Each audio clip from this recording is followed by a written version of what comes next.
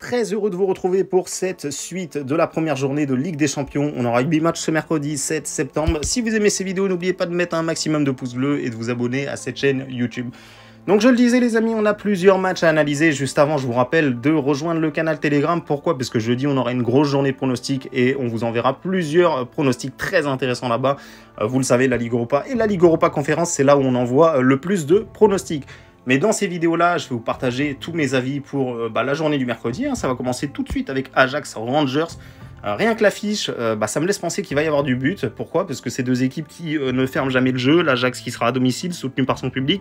Et les Rangers qu'on ne présente plus. La saison passée, ils sont quand même arrivés en finale de Ligue Europa. Même s'ils ont perdu, c'est quand même très très fort ce qu'ils ont réussi à faire. Et ils n'ont pas volé leur place en Ligue des Champions, même s'ils sont dans un groupe très très complexe. Parce qu'il y aura Liverpool, Naples, Ajax et bien évidemment cette équipe des Rangers.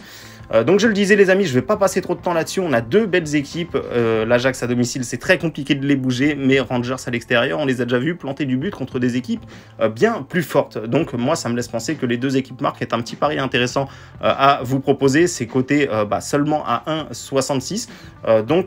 Sinon ce qu'on peut aller faire les amis pour aller chercher un autre pronostic, vous pouvez également jouer le plus de 2,5 buts, il est également assez faiblement coté, mais je pense que ces deux équipes là vont nous offrir du spectacle les amis, et en score exact, je vais vous donner le 2 buts partout. On va passer maintenant au match Eintracht Francfort contre Sporting Lisbonne. Là aussi, c'est intéressant parce qu'on a deux oppositions de style très différentes. Une équipe de Francfort qui marque aussi pas mal de buts, j'ai envie de vous dire, même si des fois ils font des petits matchs nuls partout. C'est que ça reste quand même une équipe qui plante du but. De l'autre côté, on a une équipe de Sporting qui axe son jeu essentiellement sur la possession. Donc ça va être intéressant entre une équipe qui est plutôt pas mal en contre, je pense à Francfort bien évidemment, et une équipe qui pose un peu plus le jeu. Néanmoins, je donne quand même un petit avantage au Sporting. Je pense qu'ils sont en mesure de faire quelque chose du côté de Francfort qui est pas flamboyant. Alors certes ils ont gagné 2 victoires ici, mais attention, c'est un peu un trompe-l'œil ici la victoire contre Leipzig je pense. Si on regarde ce qu'ils ont fait avant, c'était quand même assez moyen. Même ici gagner 4-3, ils prennent quand même 3 buts contre une équipe de Werder Bremen qui est pas qui est loin d'être la meilleure de cette équipe de Bundesliga. Donc je m'en méfie les amis, je m'en méfie. Sporting ici, la double chance qui est plutôt intéressante parce qu'elle est cotée quand même à 1,76 les amis, donc Sporting ou nul, et je vais vous donner le 1-0 en score exact. Alors c'est vrai, j'étais en train de vous dire que Francfort c'est une équipe offensive, mais attention, Sporting sait aussi très bien défendre, donc voici la raison de ce choix tout simplement. On passe maintenant au match Atlético-Porto, les retrouvailles les amis, parce que pour ceux qui s'en souviennent, la saison passée, ils étaient dans le même groupe et l'Atlético s'était fait coincer à domicile.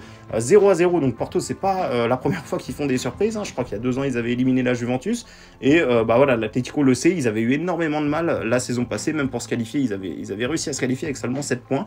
Liverpool qui avait mangé tout le monde dans ce groupe-là, et Milan qui était passé complètement au travers. Donc l'Atlético connaît cette équipe de Porto, Porto les connaît aussi.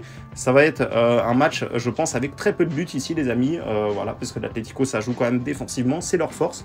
Je pense qu'ils vont pas retomber une deuxième fois dans le panneau que la saison passée, donc je pense que l'Atlético est en mesure de l'emporter. Néanmoins, le pronostic le plus safe que j'ai à vous proposer là-dessus, ça serait Atlético ou match nul, et moins de 3,5 buts, c'est coté à 1,56. Pourquoi je vous dis ça les amis? Parce que même si je vois l'Atlético supérieur, et je pense qu'ils tomberont pas dans le panneau, on sait jamais, des fois ça peut rester longtemps à 0-0 avec l'Atlético, et si Porto fait un gros match défensivement, ce scénario-là pourrait pourquoi pas se reproduire, et ça vous permettrait quand même d'encaisser le pari que je vous propose, parce que c'est Atlético ou nul, et moins de 3,5 buts. Néanmoins, je vais quand même vous donner le 1-0 en score exact, parce que comme je vous le disais, pour moi, l'Atlético soutenu par son public, je ne pense pas qu'ils retomberont dans le même panneau que la saison passée. Barcelone contre Pilsen maintenant. Alors évidemment, on voit quelques surprises, mais là, je ne vais pas vous dire que je vois une surprise quand même. Barcelone à domicile n'a pas le droit à l'erreur. Pourquoi je vous dis ça? Parce qu'ils sont dans le groupe du Bayern et de l'Inter. Donc c'est clairement carton plein pour eux, que ce soit du côté de Pilsen ou que ce soit chez eux contre Pilsen. Ils doivent faire carton plein contre cette équipe et ils ne peuvent pas se permettre de lâcher des points. Barça qui tourne plutôt bien, Lewandowski qui s'intègre plutôt pas mal dans cet effectif-là, il va vouloir planter pour la Ligue des Champions, donc pourquoi pas aussi aller voir la cote de Lewandowski buteur. Mais ici, je vous conseille un truc classique, Barça gagne par 2 buts d'écart, c'est coté à 1,32, c'est faible, mais c'est ce que je vois, je vois pas comment Barça peut se faire accrocher là-dessus, ça serait vraiment très étonnant, donc en score exact, je vois bien un petit 4 buts à 1. Je pense que Pilsen peut pourquoi pas aussi planter un petit but, les amis, on sait qu'on les a vus jouer, notamment, c'est vrai que c'est des adversaires très différents, mais on les avait joués contre Karabakh, ils s'étaient qualifiés, et ils s'étaient procuré pas mal d'occasions, donc je serais pas surpris qu'ils plantent un but, mais de là aller voir gagner ou faire un nul, c'est pour moi totalement, je vais pas vous dire impossible, rien n'est impossible, mais ça serait vraiment très surprenant tout simplement. On passe maintenant au match Club de Bruges contre Bayer Leverkusen, les Belges qui vont recevoir les Allemands ici. Ça va être, je pense que ça va être un match à but, les amis, parce que c'est deux équipes, encore une fois, qui ouvrent le jeu. Bayer Leverkusen qui a une grosse difficulté. Ils ont perdu 4 de leurs 5 derniers matchs. Néanmoins, attention, est-ce que la Ligue des Champions pourrait pas leur permettre tout simplement de lancer enfin leur saison, parce que là, on le voit, ils sont en grosse difficulté.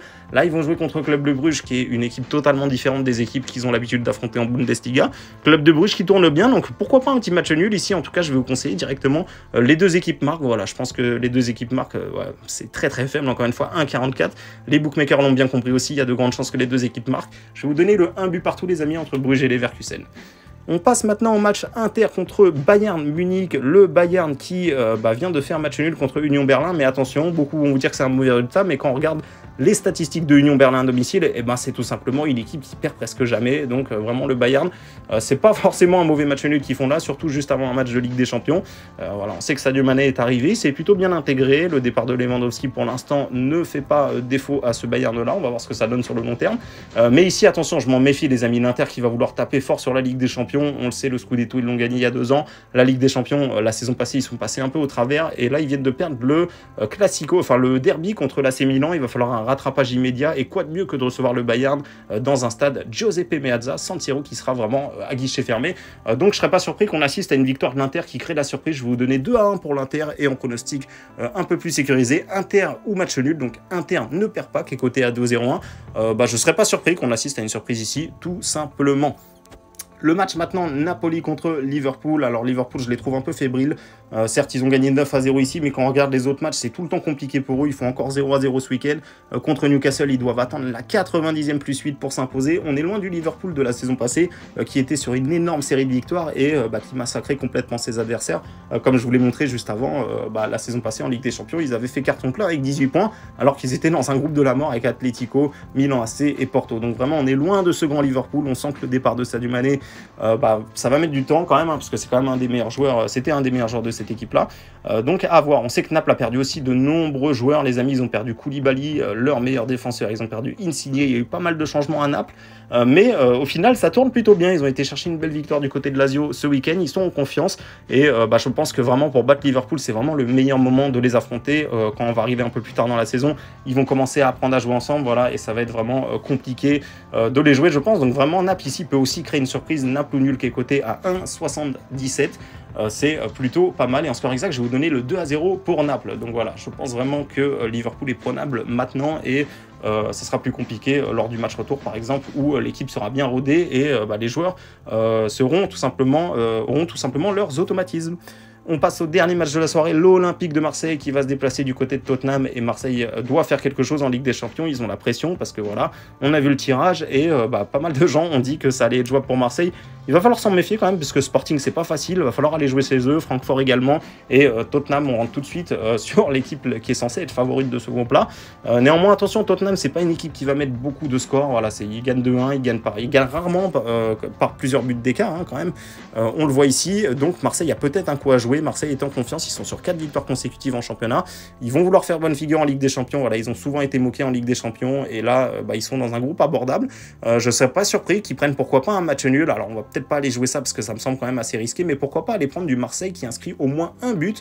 C'est coté à 1,61. Voilà, Tottenham peut se prendre des buts, on l'a déjà vu, ils ont déjà pris des buts contre des équipes bien plus faibles que l'OM en première ligue, donc pourquoi pas. C'est pas un pari déconnant. En plus, normalement Marseille n'aura pas d'absent. Normalement Payet ici c'est marqué qu'il est en blessure, mais il sera là normalement, je me suis renseigné juste avant, donc pourquoi pas assister à ça, voilà les amis. C'est sûr que c'est compliqué pour Marseille, mais c'est pas non plus le Bayern en face, c'est pas le Real en face, c'est pas le Barça en face.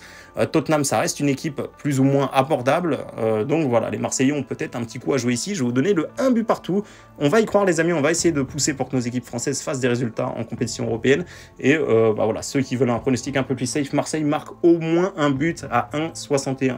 Donc voilà les amis, alors c'est vrai qu'on a conseillé pas mal de surprises là-dessus. Encore une fois, je vous le rappelle les amis, ce ne sont que nos avis. Si vous voulez suivre nos pronostics, il y en aura pas mal dans la soirée, et également surtout jeudi soir les amis, il y aura vraiment pas mal de pronostics. N'hésitez pas à rejoindre le canal Telegram, et voilà les amis, vous savez où nous trouver. Merci à tous, je vous souhaite de la réussite dans vos pronostics, et je vous dis à bientôt pour une prochaine vidéo, ou à tout de suite sur le canal Telegram.